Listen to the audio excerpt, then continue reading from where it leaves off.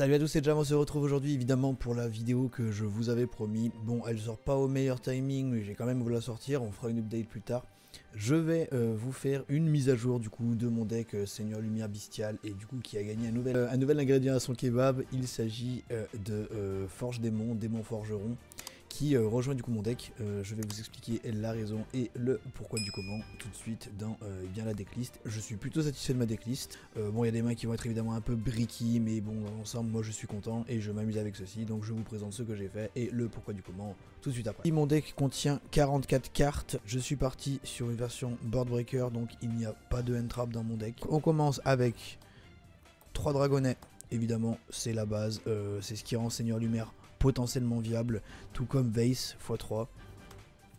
Sans ça, je pense qu'il est impossible de jouer Seigneur Lumière correctement au jour d'aujourd'hui. Le fait que Vase et Dragonnet soient dans le deck permet évidemment de ne pas être dépendant de sa norme et c'est ultra important. Vous allez vous faire arrêter en fait. Et du coup, le fait que toutes les nouvelles cartes soient des spés, ça vous permet évidemment d'avoir une possibilité de tenter de spé Vase et que si Vase se fait annuler par H, parce que Vase prend H malheureusement, eh bien vous pouvez quand même la norme et potentiellement faire quelque chose avec les cartes qui vont arriver ensuite. Donc j'ai pas changé mon ratio, toujours 2 Félix parce que c'est trop bricky quand on l'a en main et je l'ai déjà beaucoup trop en main en x2.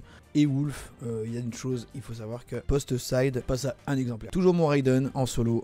Et toujours ma Lumina, la chamane en solo parce que j'adore cette carte, je trouve qu'elle est super bien et que combinée avec Minerva, ça permet de faire des choses qui sont super intéressantes. J'ai gardé un dragon du châtiment, un dragon du jugement. Le JD peut partir au side, par contre Punishment lui restera toujours. Il est trop important, il permet vraiment de recycler pas mal de choses. Concrètement d'avoir un grind, si le duel dure, on est illimité quoi, quasiment illimité quoi. 3 Cipher, parce que Cipher c'est en quelque sorte la norme qui peut permettre d'aller plus loin dans le deck. Elle vous permet de tuto Dragonnet, elle vous permet de tuto Lubellion, elle vous permet de tuto les dragons 8 étoiles qu'on a dans le deck. J'ai baissé mon ratio de Lubellion, du coup je suis passé à 2 Lubellion, plus à 3, parce que 3 Cipher, parce que vous me l'avez.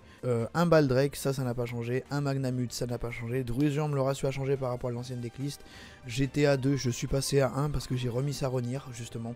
Puisque ça permet évidemment d'avoir Lubellion plus vite au cimetière. Lévianir, parce que Lévianir permet beaucoup trop de choses. Avec 3 Dark, on peut aller chercher une carte dans la main adverse. 3 Light, on reborn. L'Archédite, on peut péter jusqu'à 2 sensiblés. Et ensuite on passe à, donc du coup à nouveauté, Graveur Démon Forgeron, donc 3 fois. Ça permet d'avoir des lignes supplémentaires au niveau de l'extra deck, on le verra juste après. 3 renforts de lumière, ça va pas changer. Parce qu'on en a trop besoin. On rappelle que le fait d'envoyer 3 cartes du deck au cimetière c'est un coup, donc du coup même si on se prend H, on aura quand même fait notre coup et c'est très important.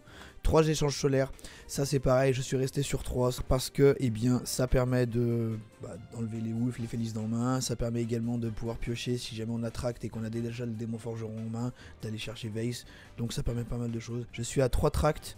C'est peut-être un peu trop parce que des fois ça fait qu'on a des mains qui sont pas incroyables. Bon, il y a toujours possibilité de défausser un tract avec tract. 3 gouttelettes, ça change pas, c'est toujours le board breaker que j'ai gardé en main deck. Regain du marqué parce que ça permet de faire du CA, ça permet de jouer pendant le tour adverse, ça permet quand même de faire pas mal de choses. Ça reste un petit combo sympathique avec SP.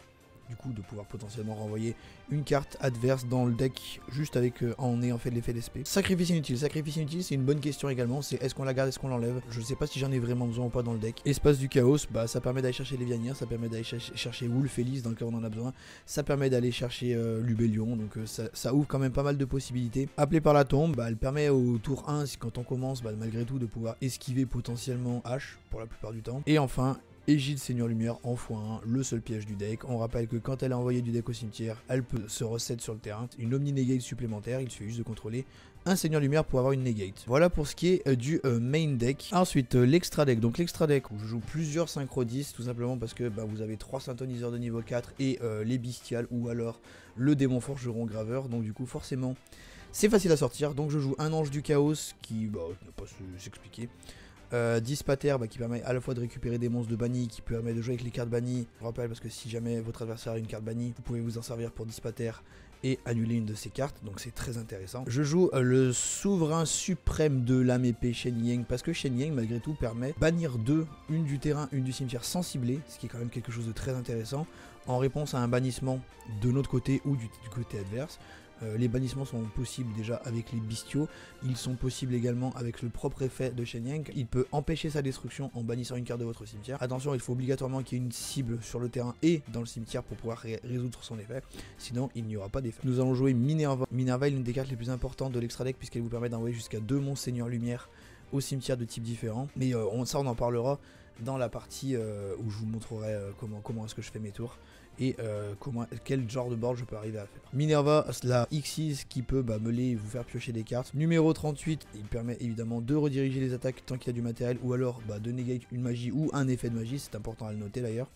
Il peut aussi récupérer les cartes. Numéro 90, c'est la seule protection qu'on a contre Nibiru, donc ça peut être intéressant de le sortir tôt. La plupart du temps, c'est aussi très intéressant sur un board final dans le cas où il n'y a pas Nibiru. Pour ce qui est des links, donc je joue la déesse des enfers du monde fermé parce qu'elle permet de passer des monstres un peu chiants.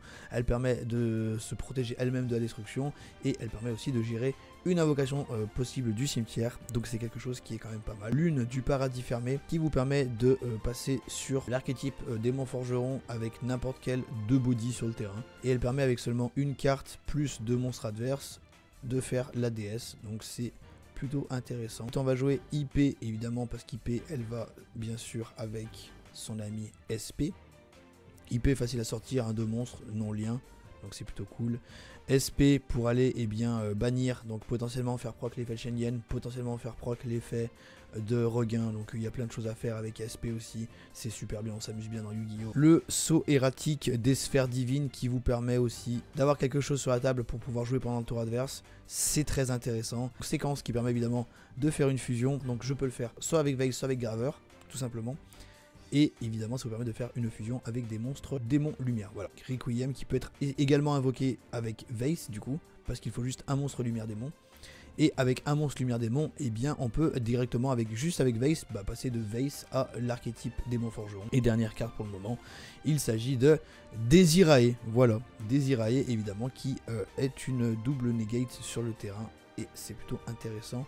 Combiné par exemple avec l'égide plus numéro 38 et numéro 90. Voilà pour ce qui est de l'extra deck. Alors pour ce qui est du side, donc il y a 3 barrières dimensionnelles pour le going first. Voilà.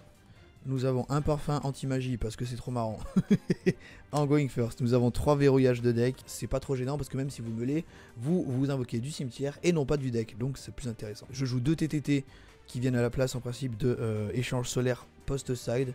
J'aime bien en rentrer 2. Et après, pour ce qui est du going second, on va jouer un plumeau de Damarpi, 2 Nibiru, changement de cœur et 2 contrôle mental, qui sont des cartes que j'adore évidemment. J'adore prendre le contrôle des monstres adverses, c'est si drôle. Voilà pour ce qui est du side, tout simplement. J'espère que cette petite decklist vous aura plu, cette petite mise à jour vous aura plu. Je vais pas aller plus loin dans la vidéo, je vous invite à vous abonner pour voir la suite. Dimanche prochain, je vais vous sortir une sortie type et les siding patterns si ça vous intéresse. N'hésitez pas à vous abonner et à la regarder, elle arrivera la semaine prochaine. Sur ce, c'était Jav, bonne journée à vous et à bientôt.